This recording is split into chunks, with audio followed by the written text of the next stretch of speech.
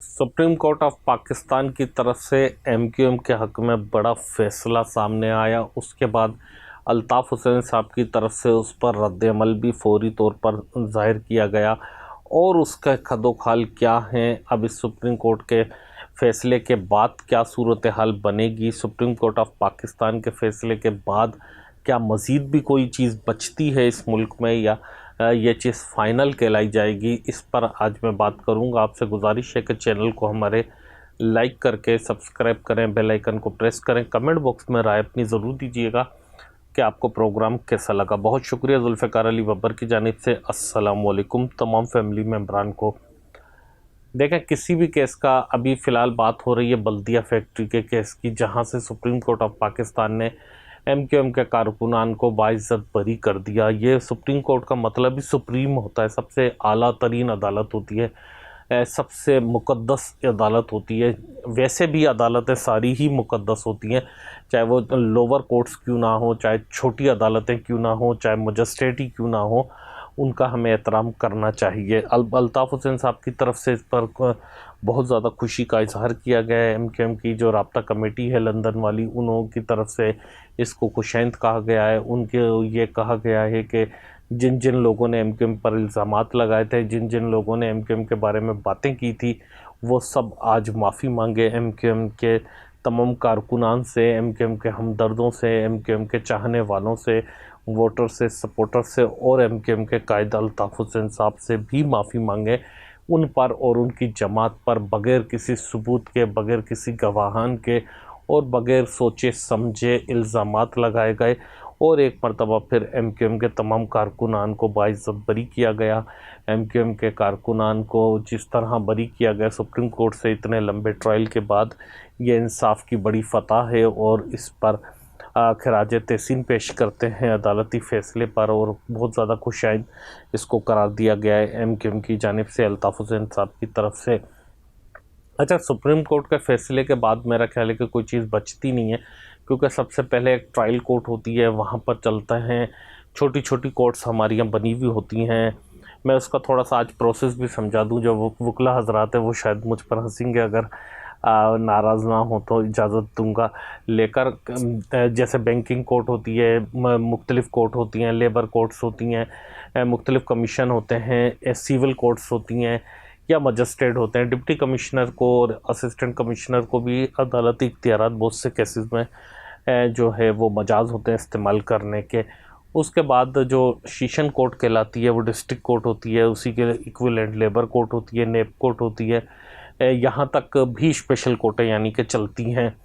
पहले ट्रायल हो जाता है, फिर इन कोर्टों में आता है एंटी करप्शन वगैरह के बाद।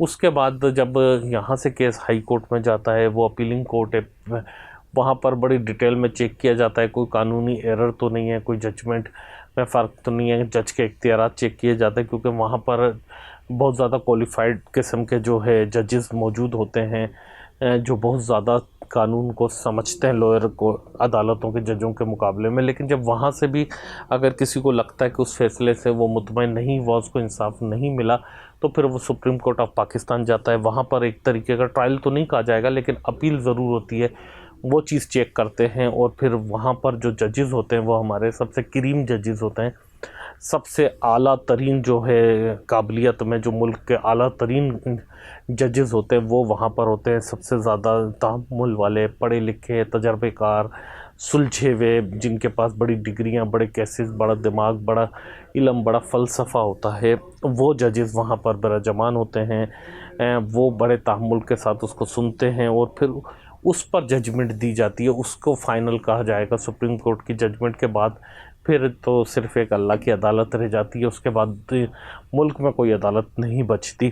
तो वहाँ से जिस तरह ये मैं बाइज़्ज़त बरी हुए हैं, जिस तरह के इनको बरी किया गया है, तो ये अपने आप में एक बड़ी मिसाल है, क्योंकि इतने सालों तक ये केस जब से चलता रहा था, जिस दिन से आग लगी थी, आप हैरान होंगे, मेरा ख्याल है कि कितने साल इस बात को हो गए। जब मुस्तफ़ा कमाल साहब गालिबन मेयर थे, यहाँ के नाज़िम थे, उस टाइम से फिर उनकी निज़ामत का दौर ख़त्म हुआ, वो सेनेटर बने, फिर वो जला वतन हो गए, एमक्यूएम छोड़ कर चले गए, फिर पीएसपी बनाई, वहाँ पर रहे, फिर पीएसपी को ख़त्म किया, एमक्यूएम में ज़म किया, फिर اب ایم کیو ایم میں ان کو دوبارہ سے آئے ہوئے بھی کافی ٹائم ہو گیا، ایک طویل عرصہ گزرا۔ اسی دوران اگر آپ دیکھیں حماد صدیقی صاحب کا ٹائم، اسی دوران آپ اگر دیکھیں تو جو باقی لوگ ہیں، الطاف حسین صاحب کا کیسا ٹائم تھا، پھر ان پر اس کے بعد جو ہے تصویر، تحریر اور تقریر پر پابندی لگائی گئی، پھر اس کے بعد بہت 90 پر بھی ایک مرتبہ کارروائی ہوئی، یہ ساری چیزیں ہوئی، پھر 22 اگست والا واقعہ ہوا، 23 اگست آیا، یہ سارے معاملات ہوئے، پھر آج بھی ان پر پابندی ہے کسی نہ کسی طرح۔ وہ لنڈن میں کیس جیتے، ایم کیو مختلف دھڑوں میں تقسیم ہو گئی، مختلف حصے ایم کیو ایم کے ہو گئے۔ جو الطاف حسین صاحب کو پسند کرتے تھے وہ ایم کیو ایم لندن والے کہلانے لگ گئے، حالانکہ وہ لوگ ناراض ہوتے ہیں، وہ اس کو ایم کیو ایم 90 کہتے ہیں اور ایم کیو ایم 90 کے نام سے ہی وہ جانی جاتی ہے، لیکن ایک لوگوں میں یہ تاثر جو ہے، میں وہ بات کر رہا ہوں کہ وہ ایم کیو ایم لندن کہتے ہیں الطاف حسین صاحب والی ایم کیو ایم کو، باقی بھی تقسیم ہو گئی، کوئی M Q M P S P کے نام سے کہلانے لگے، کوئی ایم کیو ایم بہادر آباد، کوئی M Q M P I B, کوئی حیدرآباد کی تنظیمی کمیٹی الگ حساب سے چلنے لگی، اور اس شہر میں مختلف گروپ بندیاں ہو گئی۔ اس عرصے میں بہت بڑی تبدیلی کم از کم ایم کیو ایم کی سطح پر آئی، الطاف حسین صاحب کی سطح پر آئی، ان کے کارکنان کی سطح پر آئی۔ پھر جو ان کی جنگ تھی لندن میں، ایم کیو ایم پاکستان اور ایم کیو ایم لندن کی، تو وہ وہاں پر عدالت سے سرخرو ہوئے، وہاں کا جوڈیشل سسٹم بڑا جو ہے صاف گنا جاتا ہے، انگلینڈ کا رول آف لاء کی ایگزامپل دی جاتی ہیں۔ اسی طرح ڈاکٹر عمران فاروق کے کیس سے بھی وہ بری ہوئے۔